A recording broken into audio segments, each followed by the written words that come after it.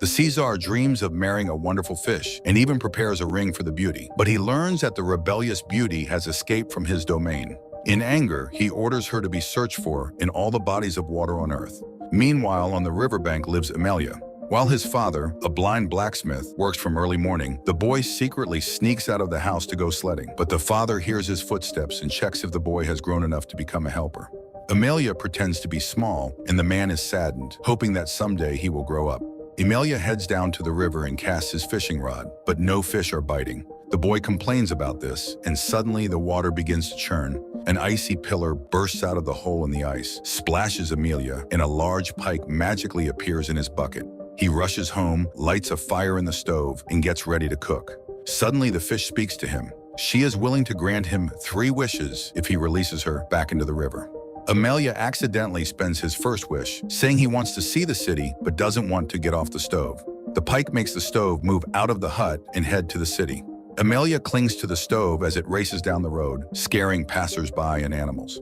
Freezing, Amelia stops and spends his second wish, wishing for summer in the middle of winter. The snow is replaced by green grass, and the road turns into a river, where Amelia falls in. He crawls to the shore and is upset. He has spent 2 wishes and got nothing good in return. Amelia is thinking about his third wish when he encounters bandits. Finding nothing valuable, they take his bucket with the pike, but Amelia doesn't intend to give up the fish. He grabs the bucket and starts running, but the bandits chase after him. Amelia throws the pike back into the river, but he himself is caught and hung upside down on a tree. Soon he sees a girl approaching from the river. She frees the boy and he immediately rushes to the water, hoping to find his fish. Of course, it's not there. The girl introduces herself as Vasilisa, and Amelia recognizes the voice of the pike. Amelia takes her scarf, which is actually a scale, and makes his third wish to marry Princess Anfisa, the daughter of Tsar Feofan. At this time in the palace, Princess Anfisa is receiving the English ambassador, Lord Rothman, who is presenting her with exotic gifts. At this moment, the Lord is demonstrating a mechanical organ, which is actually operated by a dwarf inside. While Feofan examines this marvel, Amelia and Vasilisa reach the Tsar's court, climb over the fence, and start observing what's happening. Meanwhile, the Tsar, wanting to outdo the foreign marvel, claims that they have something better, a self-playing bayan, and whoever hears it will start dancing. The Lord asks to see it, and the Tsar orders the bayan to be brought, even though he knows there's no such magical instrument in his treasury. Amelia jumps down from the fence and offers to fetch the miracle bayan, asking in return for marriage to his daughter, Anfisa. The princess is shocked by the audacity of a commoner, but the Tsar is impressed by the boy's bravery and agility. He agrees to do as Amelia wants, and the boy prepares to search for the cat. But Vasilisa warns him that Bayan the cat is a very cunning and dangerous creature. When he meets a person, he asks them to choose a song for him to sing. If a sad song is chosen, the cat sings it, and the person falls asleep and dies in the cat's jaws. But if the cat sings a cheerful song, the person starts dancing and can't stop until they die. However, this doesn't deter Amelia, and Vasilisa goes with him. Soon they reach the dark forest, but here the girl leaves Amelia. He makes his way through the thicket and soon meets the cat. Bayun asks his questions, and Amelia chooses the sad song. The cat starts singing, but the boy suddenly begins to sing along, as this is the song his mother sang to him in childhood. Realizing that the song doesn't affect the boy, Bayan the cat cries, and Amelia pities the cat and treats him to some milk. The cat voluntarily agrees to go to the palace, taking his Bayan along. Meanwhile, Vasilisa is found by a frog, the messenger of Caesar. She reminds her that everything is ready for the wedding and offers her to choose a dress. So, the approaching Amelia overhears this conversation, and the girl explains that she is in debt to the Tsar. He saved her from a net, and she lost a chess game to him. Amelia confidently declares that he could easily beat anyone, even though he doesn't know what chess is. The company returns to the palace, where Lord Rothman proposes to Princess Anfisa. He is interrupted by the arrival of Amelia and Bayan the cat with his bayan. The cat presses the keys, and everyone present starts dancing. The Tsar orders the bayan to be hidden under guard and appoints Bayan the cat as the battle cat. Not wanting to marry a simple peasant, Anfisa comes up with a trick, reminding everyone that she is a Tsar's daughter and that one wish is not enough for her hand. She asks for time to come up with a second wish. At night, Anfisa turns to the ghost of her mother, Serena Agrippina, who comes up with an impossible task for Amelia. In the morning, the Lord tries to impress the Tsar with an English juicer, a vegetable cutter powered by steam with the same dwarf inside.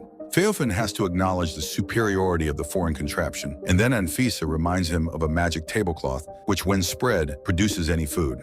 The Tsar summons Amelia and orders him to find and bring the tablecloth to the palace. Amelia and Vasilisa set out on their journey. On the way, the girl tells him that the magic tablecloth belongs to two brothers, Drinking Man and Eating Man. However, the brothers live beyond the borders of the kingdom in the Stone City. The travelers soon see a small house ahead and ask the owners for some food. The old man offers meager fare and explains that they had a tough year. There was no spring and the fields remained unsown. Amelia feels guilty and Vasilisa praises the couple's faithfulness, comparing them to a needle and thread. But the boy assures her that he and the princess will be even better. He will work in the forge and Anfisa will manage the house and raise the children. Vasilisa only laughs at his dreams. Soon the pair approaches a small bridge with a sign indicating the end of Russian lands. The girl informs him that whoever crosses the bridge forgets the Russian language and can only speak in a foreign tongue, but Amelia doesn't believe her.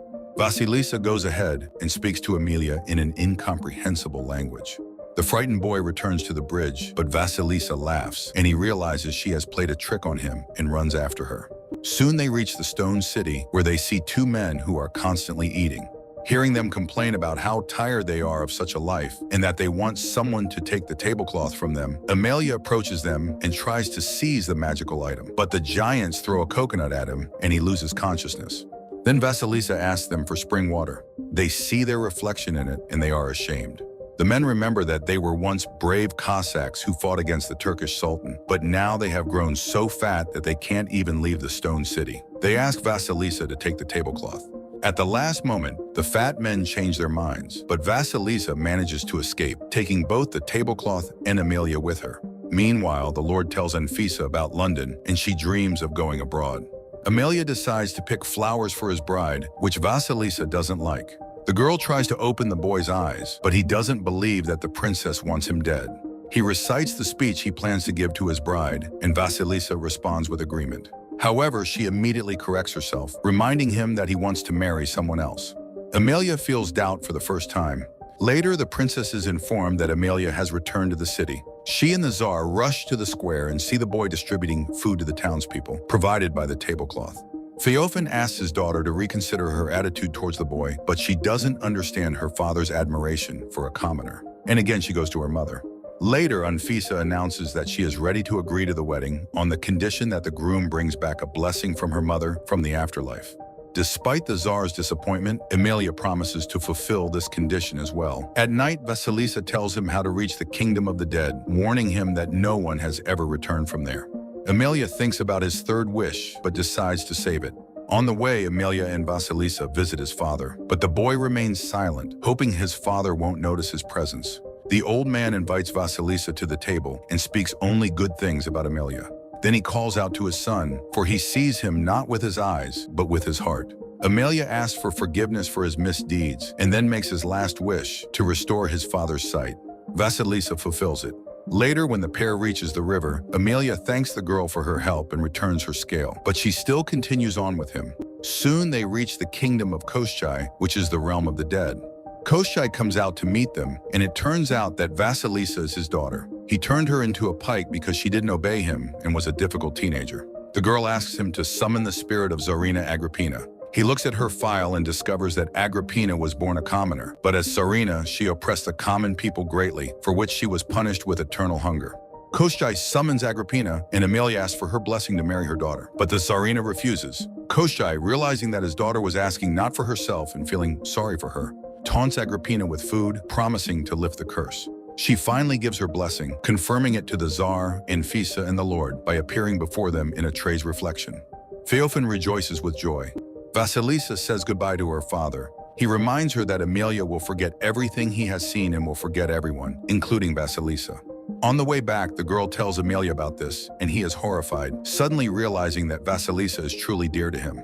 He shouts that he doesn't want to forget her, but Vasilisa only smiles sadly in response. Meanwhile, the enraged Anfisa summons Agrippina and threatens to clear the attic and banish her from her heart forever. The Tsarina admits that the boy has a magical helper, so since Amelia performed his feats with the help of magic, he can be sentenced to death. But the girl is more interested in the idea of the sorceress. In the morning, Amelia wakes up in the boat and doesn't recognize Vasilisa. He leaves, and Vasilisa once again turns into a pike and dives into the water. Caesar is delighted about the upcoming wedding, but the bride is hiding again. Amelia, meanwhile, comes to Anfisa and suddenly admits that he seems to have fallen in love with someone else, but he can't remember who exactly, as if bewitched. The princess seizes on this word and orders the guards to seize the boy. Amelia is taken to the square, and after announcing that all his feats, performed with the help of magic, are annulled, he is sentenced to execution. Tsar Feofan, saddened by what is happening, leaves. And in his final words, Amelia recalls his childhood and his father, trying to grasp the fleeting memories of something important. And then Vasilisa appears in the square.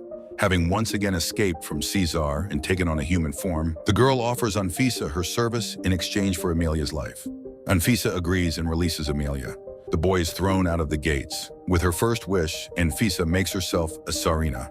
The Tsar's crown is taken away, and he is locked in a tower. Anfisa's second wish is to become the wife of the King of England.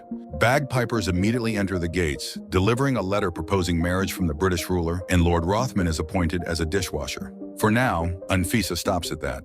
Meanwhile, Amelia returns to his father and tries to remember someone important. The slimmed-down eating man and drinking man, who came to the wedding, are saddened by what happened but can't help, and only when he hears his father say Vasilisa's favorite saying about the needle and thread does he suddenly remember Vasilisa and realize that he loves her, not the princess. He rushes to the city. On the way, he is caught up by his father on the stove, pushed by the two giants. The four of them break through the gates, and Amelia calls for Vasilisa. The girl is surprised that he could remember her, but Anfisa stops her, reminding her of the last wish. However, Amelia is not afraid of the princess, for even if she destroys him, she can do nothing to his friends. Then the princess wishes to become a sorceress herself, to be just like Vasilisa, and Anfisa immediately turns into a pike, but she finds out that her new power is useless since she can only grant other people's wishes. Anfisa calls a servant to her and orders him to repeat after her. The pike dictates her wish, but he wishes for some kvass and asks the pike to find a husband. And immediately, Caesar appears from a well and takes Anfisa to his kingdom. She resists, but realizing she's dealing with a king, agrees to become his queen, thereby breaking Vasilisa's curse. Amelia repeats his speech, to which the girl once agreed, and kisses his bride. Feofan becomes Tsar again, the English lord goes home, and Amelia and Vasilisa go on their honeymoon on the stove. This is where the movie ends.